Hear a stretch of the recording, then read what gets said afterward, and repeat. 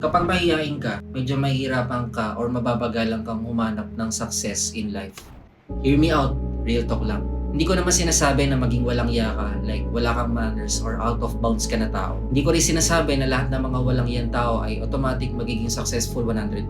Pero pansinin mo yung mga successful na tao, yung mga taong narating kaagad yung gusto nila sa buhay at a fast rate. They had to have some kind of confidence within themselves para ma-market nila yung mga produkto nila sa possible customers. They had to have some kind of boldness within themselves para ma-market nila yung sarili nila sa mga possible business partners na mag-i-invest sa kanila. They had to have some kind of boldness to be able to interact with their peers para malaman nila yung mga trade secrets. Possible, nilakasan din nila ang loob nila para makapag-spark ng conversation sa mga possible mentor na magtuturo sa kanila ng shortcut sa kanilang business. If you don't get rid of your pagiging mahiyain, it will always be at least one of the reasons why you are not successful.